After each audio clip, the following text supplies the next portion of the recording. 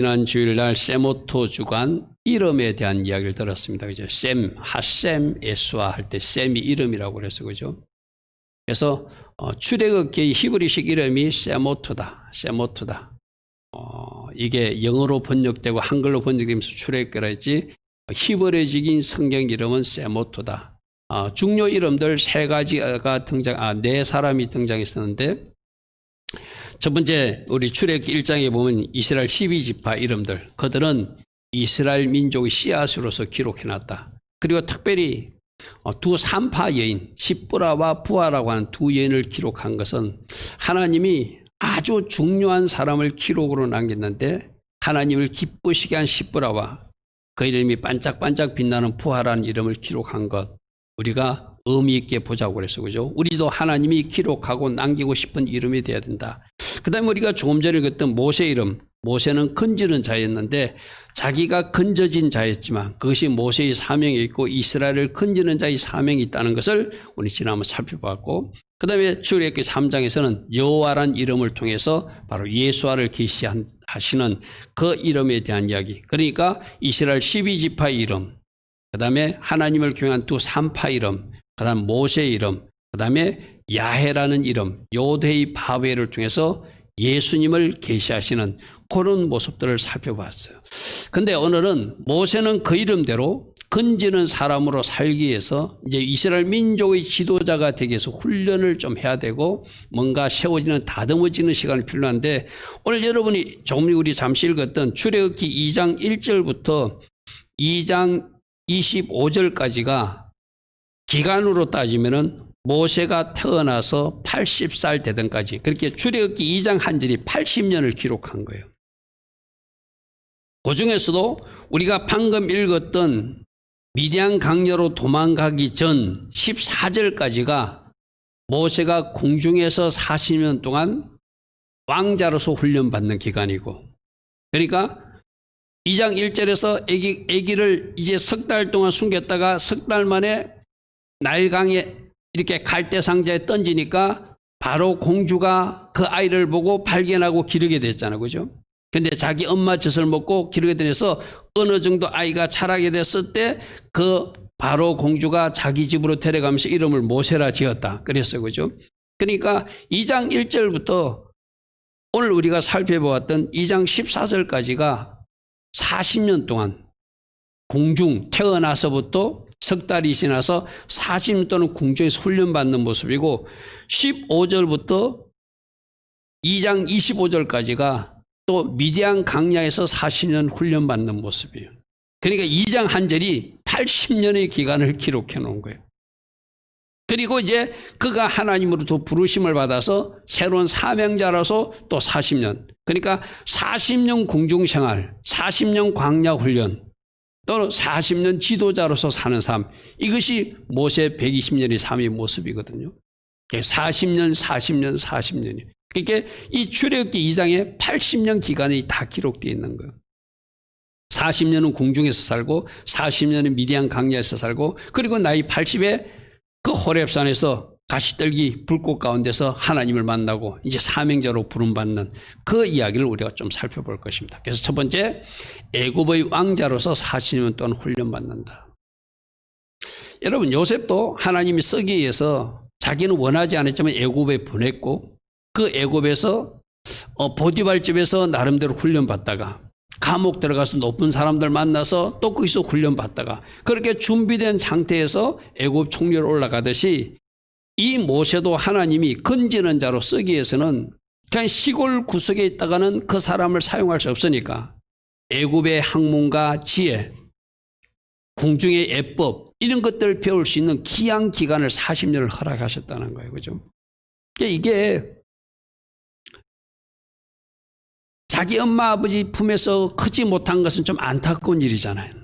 난지 석 달 만에 버려진 채 근데 다행히도 엄마가 유모 역할을 하면서 아기가 어느 정도 자랄 때까지 젖을 먹였지만 나머지 기간은 어머니 아버지와 같이 살지 못하고 남의 집에 가서 화려한 궁궐일지라도 살지만은 하나님은 그를 장차 이스라엘 백성이 건지는 자 지도자로 쓰기 위해서 그런 어떤 지식을 습득하고 지도자 훈련을 할 수 있는 기간을 40년을 허락하셨다는 거예요. 그죠? 그래서 우리가 말씀에 조금 더 읽어보면 2장 9절 우리 조금 읽었죠. 바로의 딸이 그에게 이르되 이 아기를 데려다가 나를 위하여 젖을 먹이라. 내가 그 싹을 주리라. 여인이 아기를 데려다가 젖을 먹는데 이 여인이 누구였죠? 자기 엄마였어. 그죠? 다행히 자기 엄마 젖을 먹고 자기 엄마가 모세가 어릴 때 젖을 먹으면서 뭐라 했을까요? 막 말했을 거예요. 너는 히브리 사람이야. 너는 하나님을 경외하는 백성이야. 너는 하나님을 잘 섬겨야 돼. 아마 아이가 알아듣든 못 알아듣든 계속 이야기했을 거예요. 그죠? 그리고 이제 어느 정도 젖을 뗐을 때 아이가 자라매 10절 보니까 아이가 자라매 바로의 딸에게로 데려가니 그가 그의 아들이 되었고 그가 그 이름을 모세라 부르으며 그때부터 바로의 그 궁궐 안에서 왕자로서 훈련받는 왜? 물에서 건진받은 그 이름을 통해서 이스라엘 백성을 건지는 사명이 있다고 우리 지난 한번 살펴봐서 그죠? 그렇게 사명으로 하나님의 백성들을 리더할 수 있는 리더가 지도자가 되기 위해서는 그저 되지 않기 때문에 애국 궁궐에서 왕자로서 훈련받게 하는 이런 하나님의 섭리와 간섭하신 가운데 그는 40년 동안 그렇게 일반 사람들이 감히 꿈도 꾸지 못할 애굽의 지혜와 학문 또 그에 대한 예법 여러 가지를 다 배운 것이 40년이었다는 것이죠. 여러분들도 마찬가지입니다. 여러분들은 원하지 않는데 갑자기 여러분들이 뭐 미국에 갑자기 가게 된다든지 또 어느 직장에 들어가게 된다든지 어느 지역에 가게 된다든지 나중에 지나서 보면은 아 하나님이 이렇게 해서 이런 가정 때문에 나를 미국에도 보내셨구나. 이 한국의 어느 시골에도 보내셨구나. 또 어느 직장에서도 내가 근무해서 이런 경력을 쌓게 하셨구나. 지나가 보면은 하나님이 큰 그림을 유리해서 하나님이 그 모든 것을 사용하신다는 것을 알게 되겠죠. 그러니까 우리가 좋은 기도는 뭐죠? 하나님 어느 직장에 들어가든 어느 지역에 가든 어디로 가든 어느 나라로 가든 하나님 내 계획대로 마시고 오직 아버지께서 원하시는 그 직장에 저를 보내주시고 아버지께서 원하시는 그 나라도 제가 가야 될 이유가 있다면 가게 하시고 아버지께서 원하시는 그 직장에 또 그 지역에 하나님께서 원하시는 바가 있으면 제가 가게 하옵소서. 할렐루야 아멘. 그래서 하나님의 비전을 이루는 도구로 제가 훈련받을 거 훈련받고 준비할 거 준비하는 그 가정들이 되게 하옵소서. 그렇게 기도하는 사람이 올바른 기도를 하는 사람이라 할 수 있겠죠. 자, 그래서 첫 번째 40년 훈련은 애굽의 왕자로서의 훈련이었고 최고의 학문과 교육을 받고 자라도록 하나님께서 인도하셨는데 왜?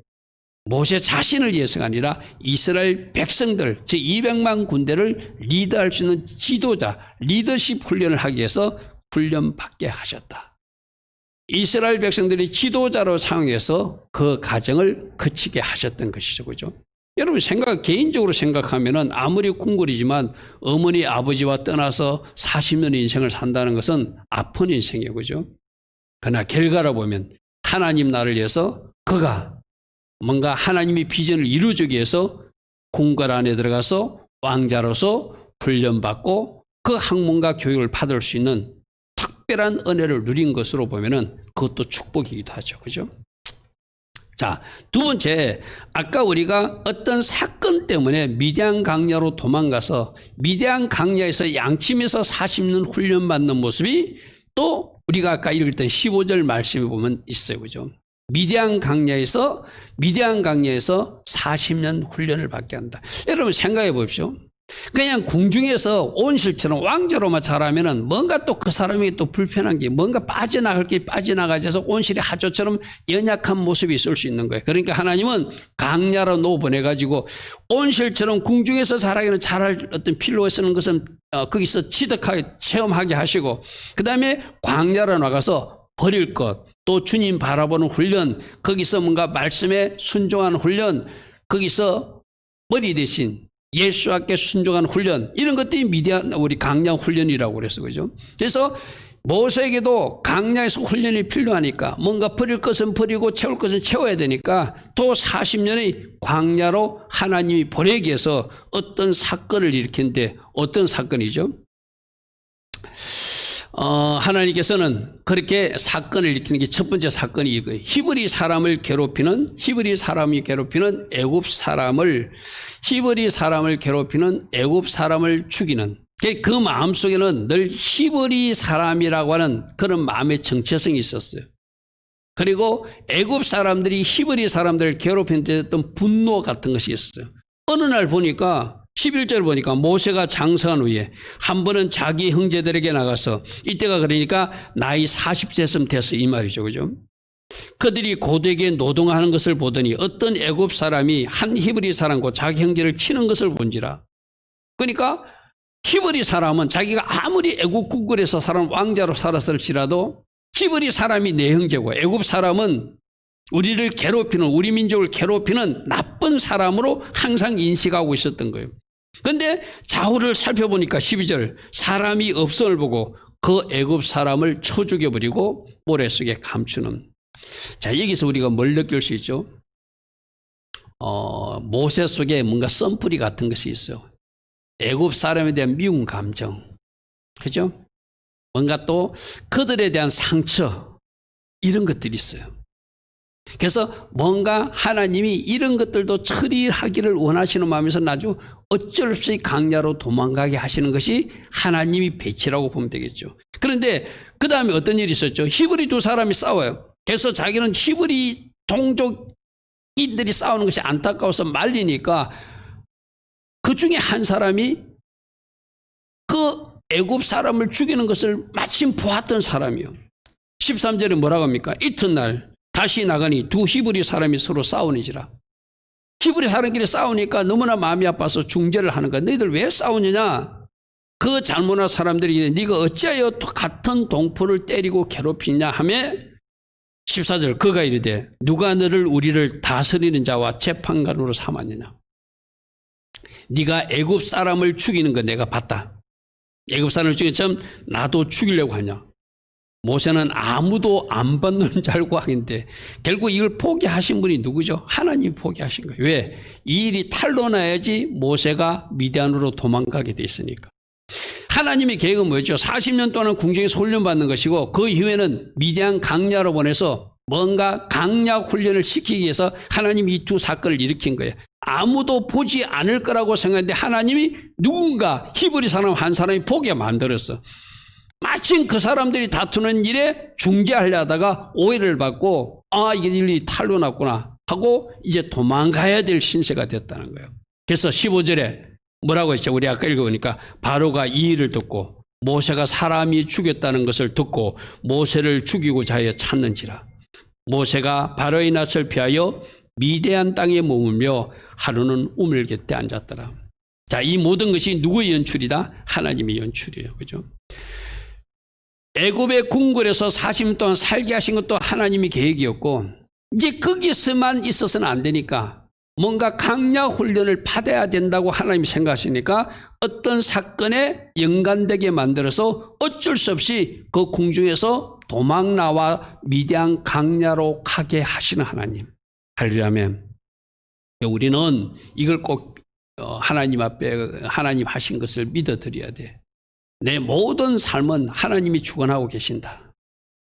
모든 일은 지금 하나님이 연출하고 계시고 하나님의 계획 가운데 인도하고 계시고 하나님께서 어떤 이유가 있어서 이 사건도 일으켰고 그 일도 일으키셨다. 할렐루야면 우리 날마다 선포하래 모든 것은 주님이 하셨습니다. 바로 그거거든요. 모세도 하나님이 뭔가 의도적으로 이런 사건에 휘말리게 해서 미디안 강야로 도망갈 수밖에 없게 만들었다. 왜? 이 강야 훈련에서 버리는 훈련이 필요하거든요. 강야 훈련에서 또 말씀으로 채우고 오직 하나님만 바라보는 훈련이 필요하거든. 궁중 안에만 있으면 내가 그랬잖아요. 모든 것이 있는 그 애굽에서는 하나님을 바라볼 수 없어요. 아무것도 없는 상태에서 낯생인 상태에서 오직 하나님이 보이거든요. 원싱 하나님이 보이거든요. 모든 것이 풍족한 곳에서는 하나님이 잘 보이지 않아요. 모든 것이 풍족한 곳에서는 하나님을 의지할 수가 없어요. 그러니까 아무것도 없는 강야로 내보내는 거예요. 그래서 애굽에서 가졌던 버려야 될 것, 썬뿌리라든지 자라든지 옛사람들은 버리게 하시고 뭔가 채워야 될 것은 채우게 하고 주님 의지하는 방법을 만들기 위해서는 하나님은 고독한 강야로 내몰아 가신다는 것이죠. 우리 민수기 시작할 때 배 믿어봐라 저 단어 배웠어, 그죠?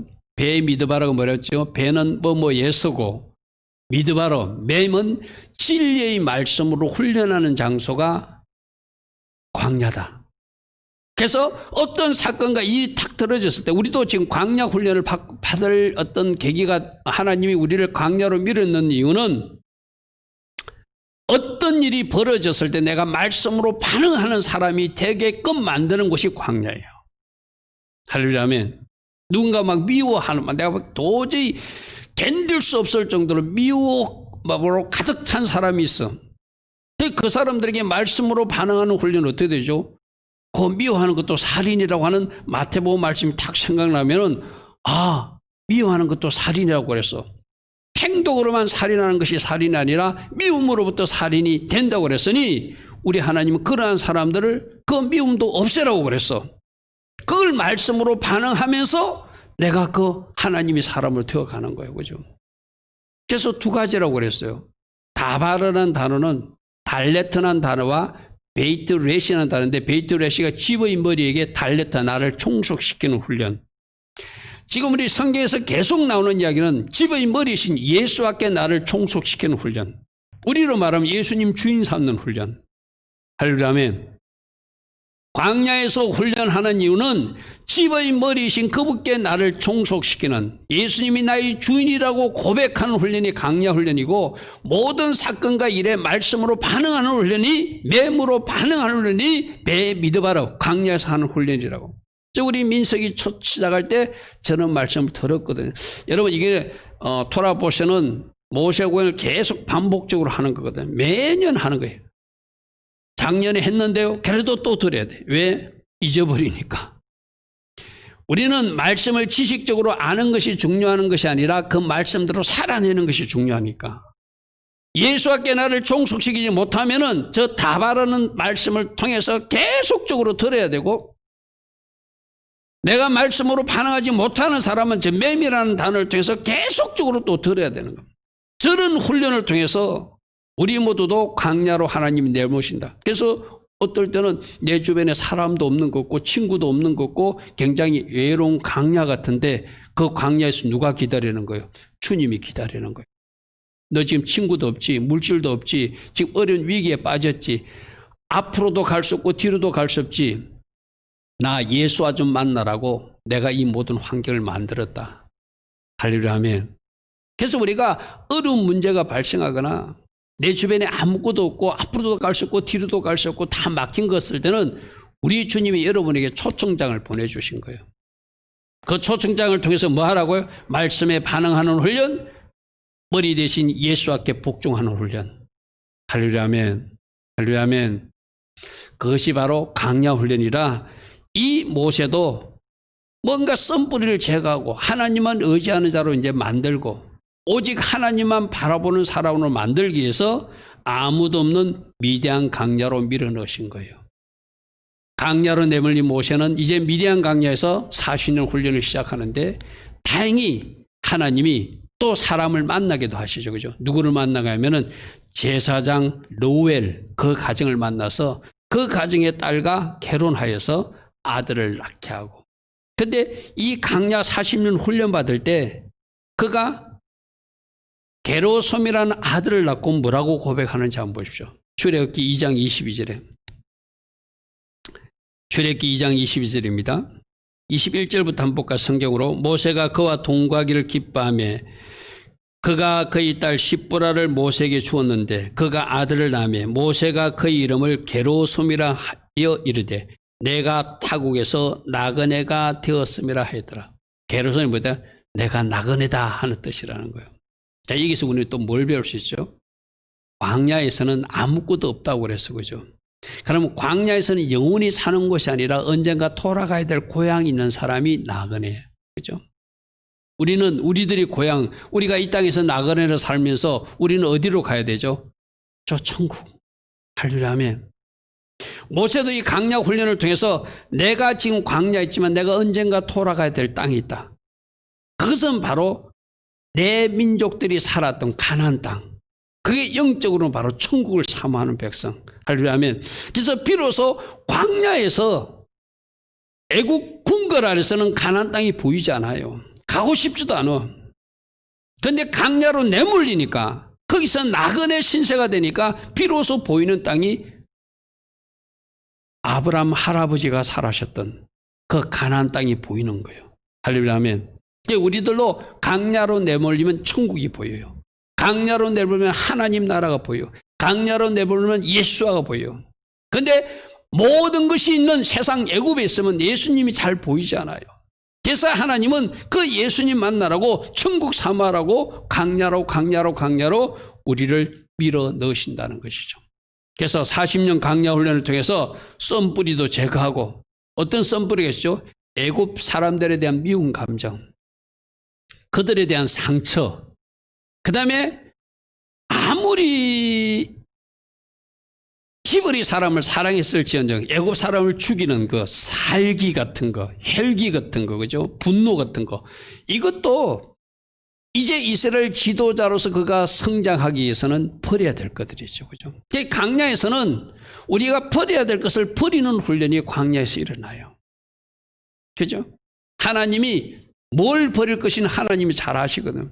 그러니까 너를 강야로 밀어넣으면 네 옛사람이 죽을 것이고, 네 옛자가 죽을 것이고, 네 헬기도 죽을 것이고, 네 속에 미운 감정, 썬뿌리, 상처도 다 제거되어서 비로소 네가 하나님의 사람으로 세워짐을 내가 아니까 너를 강야로 밀어넣는다, 이 말이죠, 그렇죠? 그래서 광야 나그네 삶에서 천국도 사모하는 사람이 되고, 세상 것을 바라보던 사람이 하나님 나라를 바라보는 사람이 되고, 이제 나의 힘과 내 의지를 갖고 살던 사람이 하나님을 의지하는 사람으로 훈련받는 것, 이것이 바로 광야 훈련의 모습이다 하죠.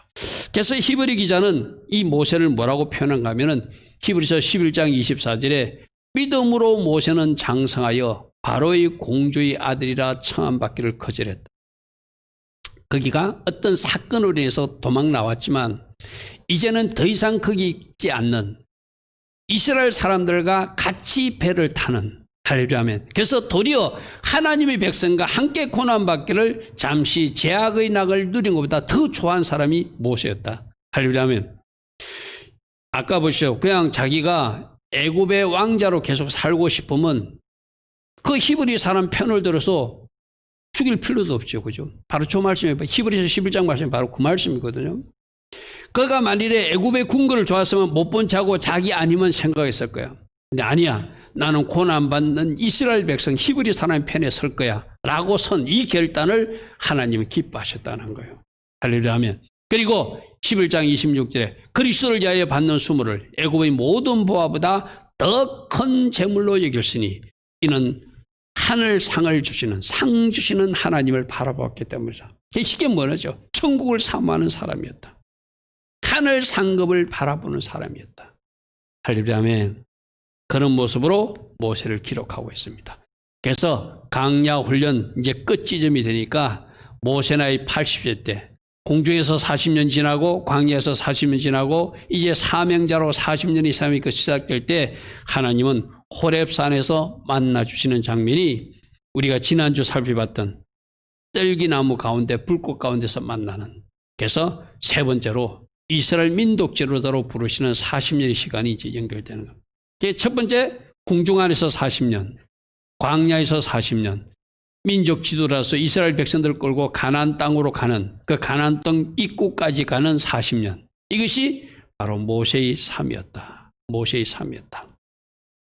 3장 1절 보십시오. 3장 1절, 모세가 그의 장인 미디안 제사장 이도의 양떼를 치고 있을 때, 미디안 강야에서 양떼를 치고 있을 때, 그 떼를 강야 서쪽으로 인도하여 하나님이 산 호렙산에 이름에 3장 2절, 여호와의 사자가 떨기나무 가운데서부터 나는 불꽃 가운데서 그에게 나타나셨어.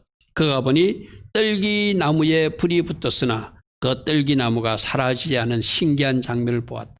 뭔가 나무에 불은 붙었는데 불이 계속 타고 있는, 하나님께서 행하시는 놀라운 간격을 보고 여기서 이제 하나님을 만나는데 뭐라고 말씀하시죠? 3장 5절 한번 보십시오. 하나님이 이르시되 이리로 가까이 오지 말라. 네가 선 것은 거룩한 땅이니 네 발에서 신을 벗으라. 이 신을 벗는다는 것은 이 땅은 거룩하니까 신을 벗는다는 의미도 있지만은 신을 벗는 것은 이제 종의 자리에 서라 이 말이에요. 내가 나의 종으로 너를 불렀다. 내가 나의 종으로 너를 불렀으니 이제 너는 나의 일을 해다오 하면서 부르는 것. 어떤 사명이었죠? 바로 이스라엘 백성들을 저 가나안 땅으로 인도하는 사명. 10절 보십시오. 이제 내가 너를 바로에게 보내어 너에게 내 백성 이스라엘 자손을 애굽에서 인도하여 내게 할 것이다. 나의 백성 이스라엘 백성들을 애굽에서 출애굽시켜서 저 가나안 땅으로 가는 그 지도자로 내가 너를 불렀다. 그러니까 모세는 스스로 생각할 때 내가 그걸 어떻게 합니까? 우리 뭐 그럴 수 있어요, 그죠? 전혀 생각지 못했던 하나님이 신방이니까 만일에 모세가 뭐 건방지거나 교만했다면 내가 드디어 이제 하나님이 때가 돼서 하나님이 나를 찾아오셨구만 하는 게 아니라 하나님이 찾아와서 그 일을 하라면 내가 누군가인데 그걸 할 수 있습니까? 다 그럴 수밖에 없잖아요. 그래서 내가 누구이기에 그래 할 수 있습니까? 라고 주저하니까 하나님이 몇 가지 증거들을 보여주십니다. 자, 11절. 모세가 하나님께 아뢰되 내가 누구이기에 바로에게 가며 이스라엘 자손을 애굽에서 인도할 수 있습니까? 나 할 수 없습니다. 이 말이죠. 그죠? 참 겸손한 모습이기도 해요. 12절에 하나님이 뭐라고 말씀하시냐면은 12절부터 말씀 한번 보겠습니다. 하나님이 이르시되 내가 반드시 너와 함께 할 것이다. 최고의 축복이죠. 걱정 마라. 내가 반드시 너와 함께 할 것이다. 할렐루야 아멘. 그래서 지금 하나님이 몇 가지 증거들을 주셔요. 내가 너와 함께 했다는 그 확실한 말씀을 딱 주셔요. 이거보다 더 좋은 것이 어디 있어요?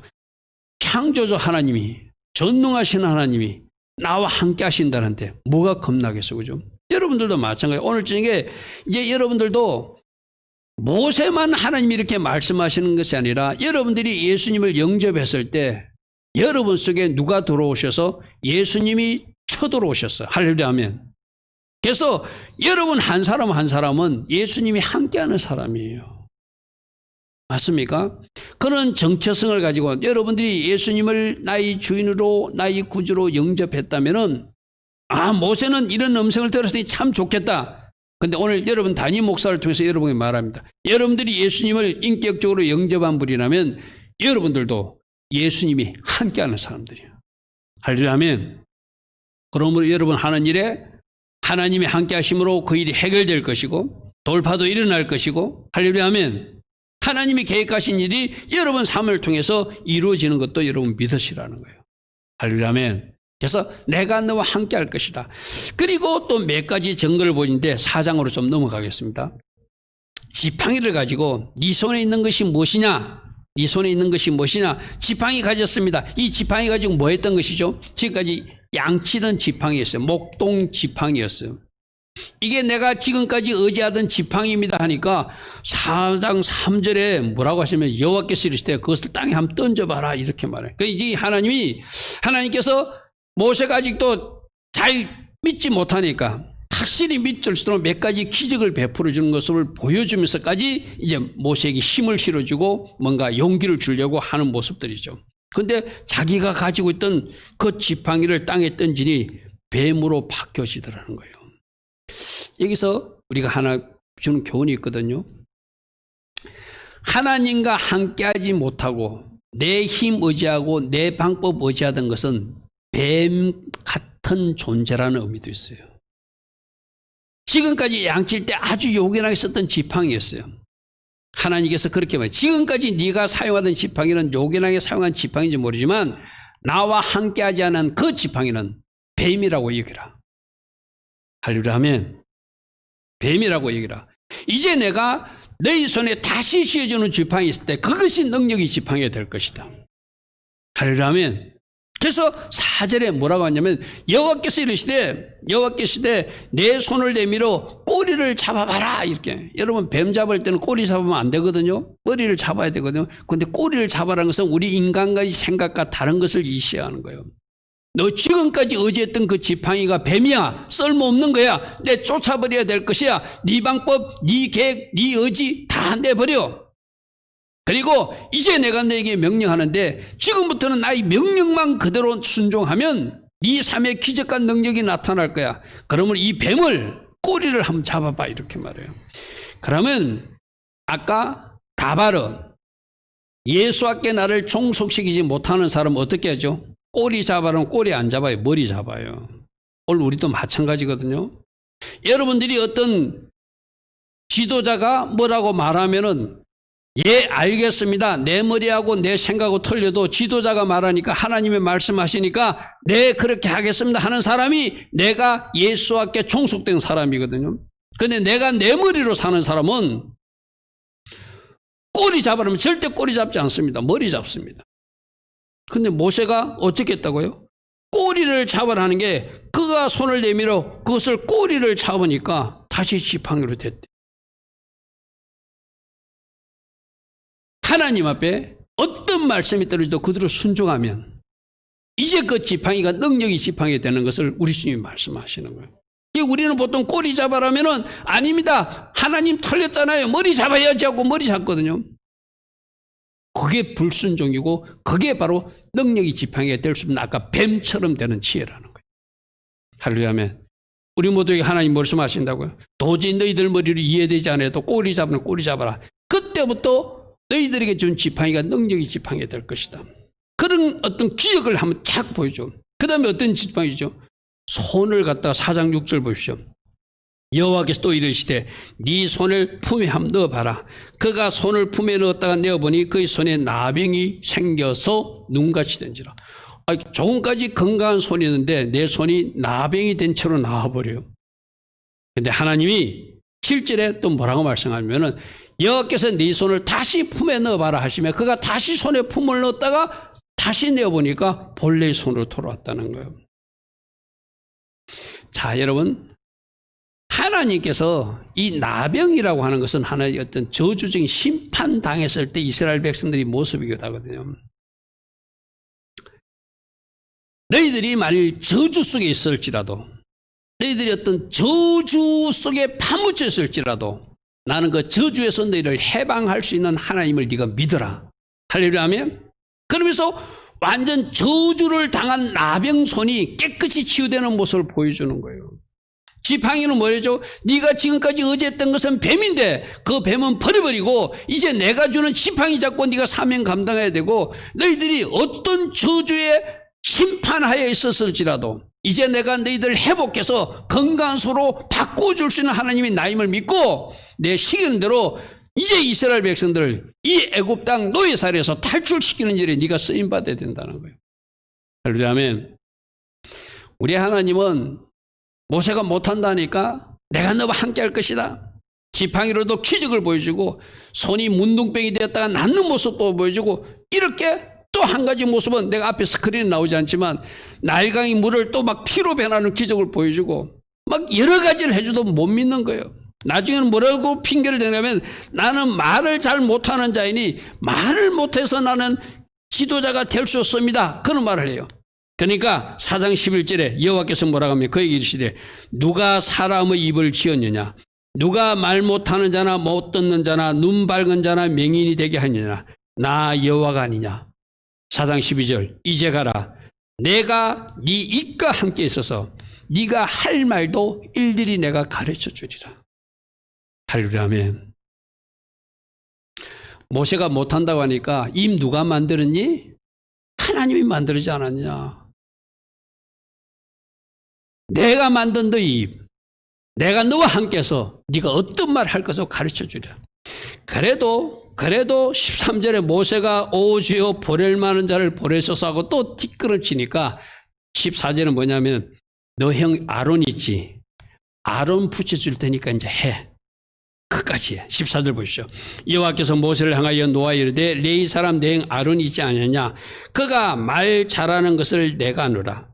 그가 너를 만나러 나오나니 그가 너를 볼 때 그의 마음에 기쁨이 있을 것이다. 15절 너는 그에게 말하고 그 입에 할 말을 주라. 네가 직접 사람들하고 대면 안 해도 너는 아론에게 말하면 말 잘하는 아론이 전날 것이다. 그리고 내가 네 입에도 함께하고 그 입에도 함께 있어서 너희들이 행할 일을 일일이 가르쳐 줄 테니까 이 사명을 감당하라고 우리 하나님은 참 지혜롭게 설득해 가면서 모세를 보내는 일을 감당합니다.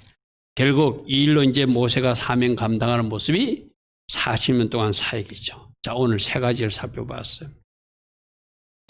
하나님은 어떤 필요에 의해서 애굽 왕자로서 궁궐에서 40년 훈련도 시키기도 하시고, 또 하나님이 어떤 필요가 있다고 생각하니까 미디안 강야로 사건을 통해서 내어 몰아서 40년 훈련도 시키신 하나님. 할렐루야, 아멘. 그러면 오늘 여러분들도 하나님이 여러분들을 어떤 하나님께서 계획하신 그 비전과 사명을 이루는 사람으로 훈련시키기 위해서는 내가 알 수 없는 장소에 보내줄 수도 있고, 내가 알 수 없는 환경에 처해줄 수도 있고, 내가 알 수 없는 강야로 내몰리는 것도 하나님의 은혜 가운데 일어날 수 있는 일들이다. 할렐루야, 아멘. 모세가 그렇게 살았어요. 그리고 그 80년 준비 끝에 40년 쓰임받는 모세였어요. 할렐루야. 못한다고 하니까 하나님의 여러 가지 기적도 보여주시고, 내가 너와 함께한다는 말씀도 주시고, 너희 입과 내 입이 함께할 것이라고 말씀하시는 것도 있고, 너 말 못하니 말 잘하는 아론 붙여줄게. 이렇게 해서라도 그를 지도자로 세워서 이제 40년 동안 이스라엘 백성들을 데리고 저 가나안 땅 가게 하신 하나님. 오늘 이렇게 훈련시키신 하나님이 우리들의 하나님이시다. 아멘. 오늘 저기 우리가 어떤 고백이 되죠? 하나님, 제게도 하나님의 계획이 있다면 그것이 어떤 환경이든 어떤 조건이든 제가 그 환경 속에서 훈련받기를 원합니다. 할렐루야, 아멘. 내가 그 하나님의 훈련장에서 탈출하거나 도망가는 일을 하지 않을 것입니다.